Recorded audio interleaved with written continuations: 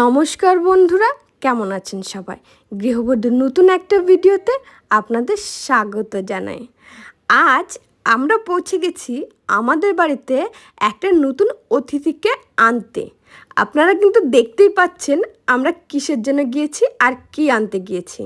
এখানে যাওয়ার পর এত সুন্দর সুন্দর দেখে আমার কিন্তু মনটা বেশ ভরে গেল। আমার মনে হচ্ছিল আমি সবগুলো নিয়েই বাড়ি আসি, কিন্তু যেহেতু আমার বাড়িতে একটু স্পেসটা কম, সেই জন্য আমি ছোট্ট একটা বোল নিয়েছি আর এখানে ছোট্ট ছোট্ট 3টে মাছ নিয়েছি।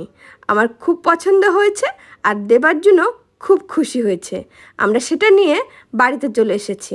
আর দেখুন, গাছটা নিয়ে দেবার্জুন কিন্তু খুব খেলে যাচ্ছে তখন থেকে।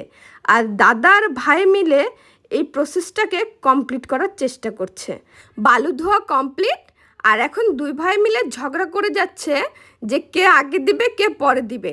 দেওয়ার জন্য বক্তব্য, দাদা কেন আগে দিল, তার জন্য তাকে এখন বালু দিতে দেওয়া হচ্ছে। আর দেখুন, ও বালুগুলোকে নিয়ে এখানে কী সুন্দর ঘোরাচ্ছে।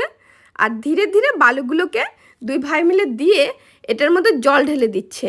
জল ঢালার জন্য দোকানদার আমাকে বলে দিয়েছিল ভেতরে একটা ক্যারি ব্যাগ দিয়ে তারপরে যেন আমরা জলটা দিই, তাতে হয়তো বালুর ব্যালেন্সটা ঠিক থাকবে। যদিও আমি ঠিকঠাকভাবে জানি না, আমাকে যেটা বলেছে আমরা সেভাবে কন্টিনিউ করে যাচ্ছি। গাছ একটাই আনা হয়েছে, যেহেতু বোলটা ছোট সেই কারণে, কিন্তু গাছটা কিন্তু খুবই সুন্দর লাগছে দেখতে। বিশেষ করে বোলের ভেতরে দিয়ে দেওয়ার পর যখন গাছটা ভেসে উঠছিল তখন কিন্তু আমার খুব ভালো লাগছিল দেখতে, খুবই সুন্দর হয়েছে। দেবার্জুন খুব খুশি এটা পেয়ে। আমার ছেলে 3টে মাছেরই খুব সুন্দর 3টে নাম রেখেছে। দুজন হচ্ছে হানিবানি আর একজন হচ্ছে পপট, ওর favourite cartoon character. Decoration complete. এখন বলুন তো দেখতে কেমন লাগছে? আজকের মতো ভিডিও এইটুকুই। দেখা হবে নতুন কোনো ভিডিওতে। ভালো থাকবেন আর সুস্থ থাকবেন।